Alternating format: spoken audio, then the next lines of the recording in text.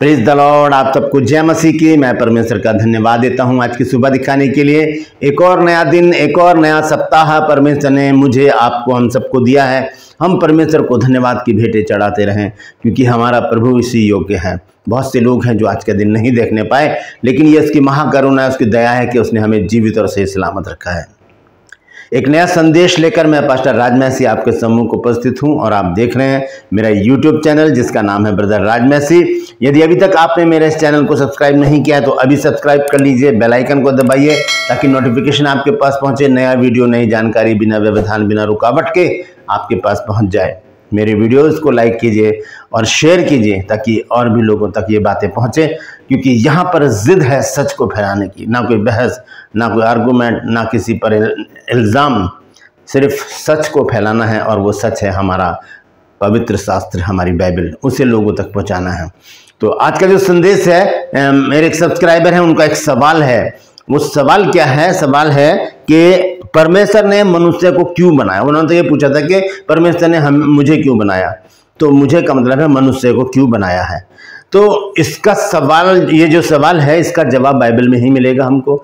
आज हम इसी बारे में बातचीत करेंगे कि क्यों। और ये बात गंभीर भी है थोड़ी सी। जो लोग बाइबल नहीं पढ़ते, जो नहीं पढ़ते इन बातों को, बाइबल के को गहराई से नहीं पढ़ते, उनके लिए सवाल तो सवाल है ही। हाँ, ये बात सच है। लेकिन जब बाइबल हम खोलते हैं तब लिखा है भजन संहिता 119 अध्याय और उसके 130 पद में कि तेरी बातों के खुलने से प्रकाश होता है और उससे भोले लोग समझ प्राप्त करते हैं। तो जब हम बाइबल को खोलेंगे तभी प्रकाशन होगा। अगर नहीं खोलेंगे तो सवाल पर सवाल हमारे दिमाग में आते चले जाएंगे।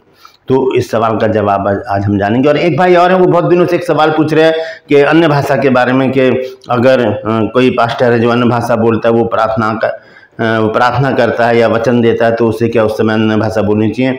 मैं आपको बता दूं भाई, आप थोड़ा सा गुस्सा भी हो गए कि आपने बार बार मेरे से एक सवाल पूछा, क्योंकि ये जो टॉपिक है ये बहुत बड़ा है। इसको समझाने के लिए एक लंबा वीडियो चाहिए होगा।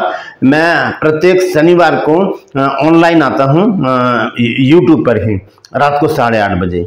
और आप अगर अपना नंबर दें मेरे को, तो मैं आपको लिंक भेज दूंगा उस दिन, और वो टॉपिक बता दूंगा कि इस टॉपिक पर आज मैं प्रीचिंग करने वाला हूं। तो आपको आपके सवाल का जवाब मिल जाएगा। ठीक है ब्रदर। तो आज का जो सवाल है वो है कि परमेश्वर ने हमें क्यों बनाया है, परमेश्वर का क्या उद्देश्य है मनुष्य को बनाने का। इस विषय पर हम बातचीत करेंगे। तो बने रहिए मेरे साथ, पूरा संदेश सुनिए और इसे शेयर कीजिए ताकि और भी लोग इन बातों को जानें, क्योंकि यहाँ पर जिद है सच को फैलाने की। यहाँ पर किसी के ऊपर उंगली नहीं उठाई जाती, यहाँ पर कोई बहसबाजी नहीं होती, यहाँ पर सबकी बातों को सुना जाता है और उनका जवाब भी दिया जाता है। यदि मेरे से चूक हो जाती है, कोई बहुत बार सवाल पूछ रहे थे, जैसे एक भाई अन्य भाषा के बारे में पूछ रहे थे, तो फिर आप मुझे याद दिलाइए ताकि मैं उसे आपके सामने ला सकूं। Praise the Lord. तो बने रहिए मेरे साथ, पूरा संदेश सुनिए और इसे शेयर जरूर कीजिए। 2+ में आज का सवाल है कि यशाया की पुस्तक किसने लिखी है, यशाया नबी की पुस्तक किसने लिखी है। जानते हैं तो कमेंट्स में लिख दीजिए, नहीं तो डिस्क्रिप्शन में आपके सवाल का जवाब मिल जाएगा। यशाया की पुस्तक के बारे में एक चीज और मैं बता दूं, यशाया की पुस्तक में 66 अध्याय हैं और इसे छोटी बाइबल भी कहा जाता है। तो इसे किसने लिखा है बताइए, कमेंट्स में लिखिए, नहीं तो डिस्क्रिप्शन में आपके सवाल का जवाब मिल जाएगा। Praise the Lord. ये मेरा नंबर है। अगर आप चाहते हैं हमारे बाइबल कॉलेज की बुक परचेस करना, तो इस नंबर पर मुझे व्हाट्सअप मैसेज कीजिए और लिखिए कि मुझे आपकी पुस्तकें चाहिए। और इसी नंबर पर अगर आप अपने बच्चों को, अपने अजीजों को मेडिकल कॉलेज में एडमिशन कराना चाहते हैं, जो बेंगलोर में है, बेथेल एंड हॉस्नट जो मेडिकल इंस्टीट्यूट है, उसमें अगर आप कराना चाहते हैं, तो आप इसी नंबर पर मुझे व्हाट्सअप मैसेज करके पूछिए कि क्या प्रोसीजर है इसका। मैं पूरी जानकारी उसी समय आपको दूंगा। सिर्फ 1 महीना रह गया है, एक 1.5 महीना रह गया है एडमिशन का। जल्द से जल्द आप मुझसे संपर्क करें। Praise the Lord. आइए छोटी सी प्रार्थना करते हैं, उसके बाद आज के वचन में चलेंगे। प्रभु जी, मैं धन्यवाद देता हूँ आज की सुबह दिखाने के लिए, और विनती करता हूँ प्रभु आज के वचन को भी शेयर करने में मेरी मदद सहायता कर।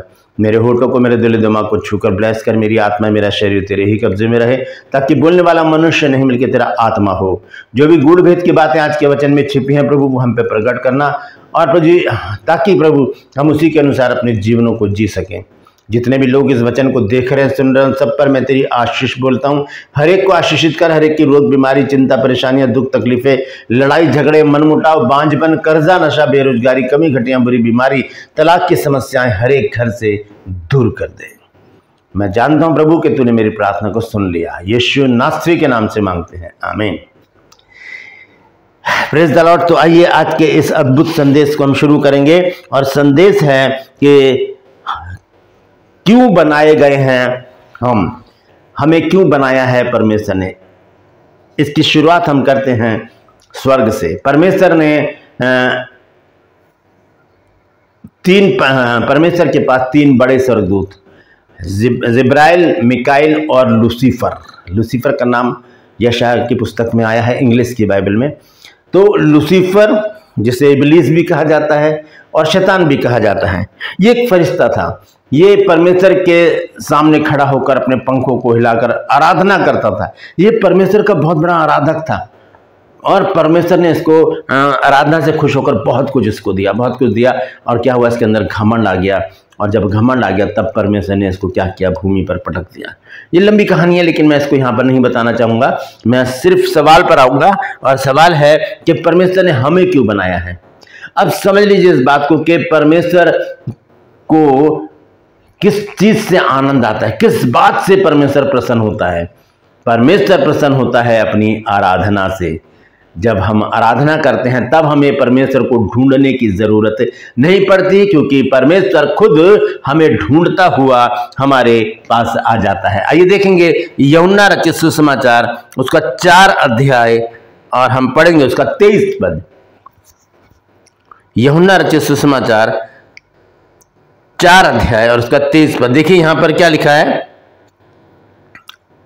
लिखा है, परंतु वह समय आता है, वरन अब भी है, जिसमें सच्चे भक्त पिता का भजन आत्मा और सच्चाई से करेंगे, क्योंकि पिता अपने लिए ऐसे ही भजन करने वालों को ढूंढता है। ऐसे ही भजन करने वालों को परमेश्वर तलाश रहा है, ढूंढ रहा है, खोज रहा है, कि जो आत्मा और सच्चाई से परमेश्वर की आराधना करते हैं। उन्हें कुछ मतलब नहीं संसार में क्या हो रहा है, क्या नहीं हो रहा, सामने कौन आया है, कौन बैठा है, वो कोई मतलब नहीं, अपनी धुन में है और बस परमेश्वर की आराधना कर रहे हैं, परमेश्वर को प्रसन्न करने का पूरा प्रयास कर रहे हैं। परमेश्वर ऐसे लोगों को ढूंढ रहा है, ऐसे लोगों को ढूंढ रहा है। लोग क्या करते हैं, परमेश्वर की तलाश करने के लिए पहाड़ों पर चले जाते हैं, जंगलों में घूमते हैं, दर दर भटकते हैं, कमरों में बंद होकर कई दिनों तक कमरे में बंद रहते हैं कि हम परमेश्वर की खोज कर रहे हैं। तो परमेश्वर को खोजने का सबसे सरल और सीधा रास्ता है परमेश्वर की आराधना आत्मा और सच्चाई से करने के लिए। जब हम उसकी आराधना करेंगे आत्मा और सच्चाई से, परमेश्वर उस आराधना की सुगंध को सूंघता हुआ हमारे पास आ जाएगा, हमारे बीच में आ जाएगा। हम देखते हैं भजन संहिता 22 अध्याय और उसका 3 पद। देखिए वहां पर क्या लिखा है। यहां पर इस प्रकार से लिखा है कि परंतु हे तू जो इज़राइल की स्तुति के सिंहासन पर विराजमान है, तू तो पवित्र है। स्तुति का सिंहासन, जब हम आराधना स्तुति करते हैं तो एक अनदेखा सिंहासन स्थापित हो जाता है उस स्थान पर जहां पर हम परमेश्वर की आराधना कर रहे हैं, बड़ाई कर रहे हैं, परमेश्वर की स्तुति कर रहे हैं। वहां पर क्या हो जाता है, एक सिंहासन स्थापित होता है और परमेश्वर वहां आकर विराजमान हो जाता है। तो जो लूसीफर था वो परमेश्वर की आराधना करता था, लेकिन जब उसके अंदर घमंड आया तो परमेश्वर ने उसको उसके स्थान से हटा दिया। अब जरूरत थी परमेश्वर को आराधकों की। तब परमेश्वर ने क्या किया, तब परमेश्वर ने मुझे और आपको बनाया। अपने हाथों को उठाकर कहिए, प्रभु तेरा धन्यवाद कि तूने मुझे अपनी आराधना स्तुति के लिए नियुक्त किया है। धन्यवाद यीशु, धन्यवाद परमेश्वर, धन्यवाद पवित्र आत्मा, इस ओहदे के लिए जो तूने मुझे दिया है। ये धन्यवाद का विषय है कि परमेश्वर ने हमको अपनी आराधना के लिए चुना है। क्यों बनाया गया है हमें, लेकिन पहले हम देखेंगे कैसे बनाया गया है। उत्पत्ति की पुस्तक उसका 2 अध्याय का 7 पद, जेनेसिस चैप्टर 2 वर्स 7, वहां पर लिखा है कि और परमेश्वर ने आदम को भूमि की मिट्टी से रचा और उसके नथनों में जीवन का सांस फूंक दिया। आदम को भूमि की मिट्टी से रचा और उसके नथनों में क्या डाल दिया? जीवन का सांस। अब जब परमेश्वर ने भूमि की मिट्टी से आदम को रचा तो आदम एक पुतला था। जैसे कि हम देखते हैं हम शोरूम में जो कपड़ों के शोरूम होते हैं वहां पर पुतले ऐसे खड़े रहते हैं नए नए कपड़े पहनकर, तो ऐसे ही था आदम, पुतले की तरह खड़ा था या लेटा था, कैसे भी था, लेकिन उसके अंदर जीवन नहीं था। परमेश्वर ने क्या किया, आइए देखते हैं। उत्पत्ति 2 अध्याय उसका 7 पद, जेनेसिस चैप्टर 2 वर्स 7, यहां पर लिखा है कि यहोवा परमेश्वर ने आदम को भूमि की मिट्टी से रचा और उसके नथनों में जीवन का सांस फूंक दिया और आदम जीवता प्राणी बन गया। कब बना वो जीवता प्राणी? जब जीवन का सांस उसके अंदर डाल दिया गया। अब क्या लिखा है यूहन्ना 14 अध्याय के 6 पद में, जॉन चैप्टर 14 वर्स 6, वहां लिखा है कि यीशु मसीह ने कहा मार्ग सत्य और जीवन मैं हूं। जीवन कौन है? यीशु मसीह। कौन आया आदम के अंदर? प्रभु यीशु मसीह आए। और कौन आया? जीवन आया। जीवन आया। जब हम पढ़ते हैं यूहन्ना रचित सुसमाचार 1 अध्याय और उसका 4 पद, जॉन चैप्टर 1 वर्स 4, तो यहां पर लिखा है उसमें जीवन था और वह जीवन मनुष्यों की ज्योति थी। किसमें? प्रभु यीशु मसीह में। तो प्रभु यीशु मसीह हमारे अंदर आए और हम जीवित प्राणी बन गए। हम चलने फिरने लगे, बातचीत करने लगे, परमेश्वर के साथ घूमने लगे। लेकिन क्या हुआ? 3 अध्याय में आकर क्या हुआ? शैतान की एंट्री हुई और उसने सारी योजना को गड़बड़ कर दिया।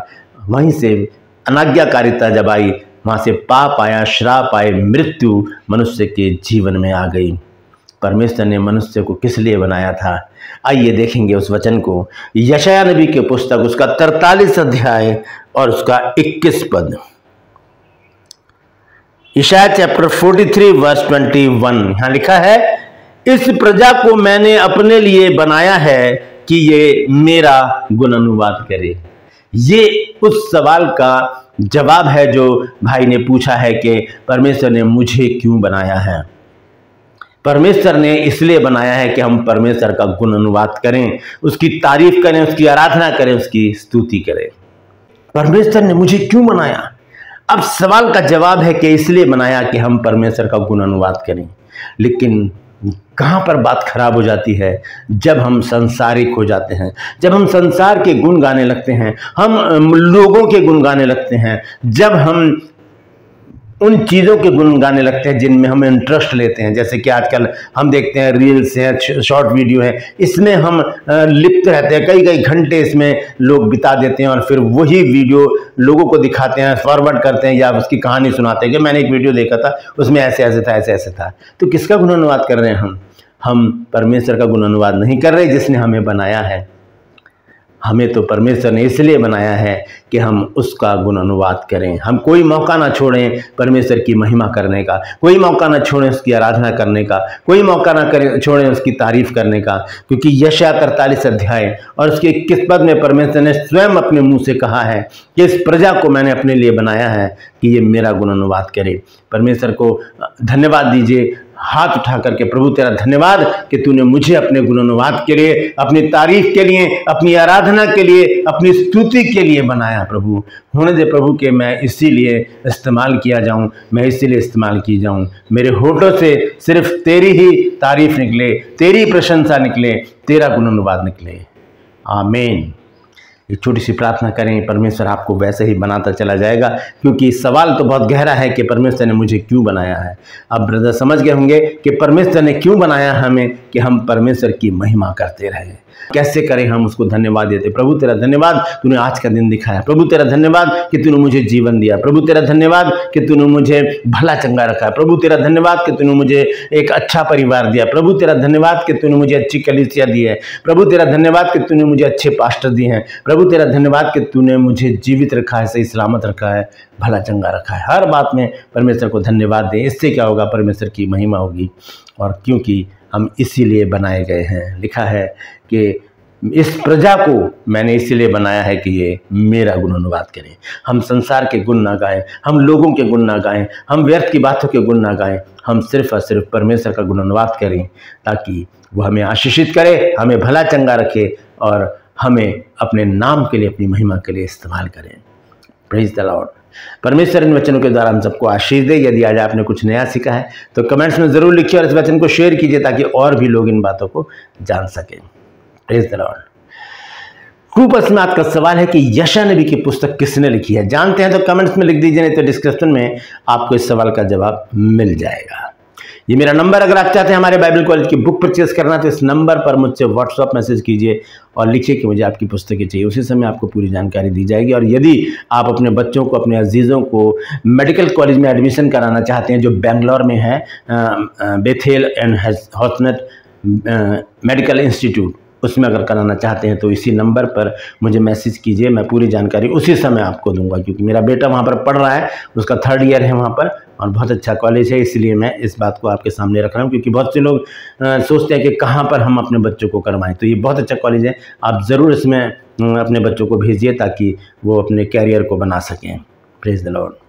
मैं आपसे गुजारिश करता हूं मेरे इन चैनल को सब्सक्राइब करें, बेल आइकन को दबाएं ताकि नोटिफिकेशन आपके पास पहुंचे। नया वीडियो, नई जानकारी बिना व्यवधान, बिना रुकावट आपके पास पहुंच जाए। मेरे वीडियोस को लाइक कीजिए और शेयर कीजिए और कमेंट्स बॉक्स में आकर मुझसे ज़रूर बातचीत कीजिए। Praise the Lord. आज के लिए बस इतना ही। फिर मिलूंगा एक नए संदेश के साथ, एक नया वीडियो लेकर। तब तक के लिए मुझे इजाज़त दीजिए, लेकिन अपना और अपनों का ख्याल रखिए और ध्यान रखिए कि आपको परमेश्वर ने अपनी महिमा के लिए बनाया है, मनुष्यों की महिमा के लिए नहीं बनाया है। Praise the Lord. परमेश्वर आप सबको आशीष दे।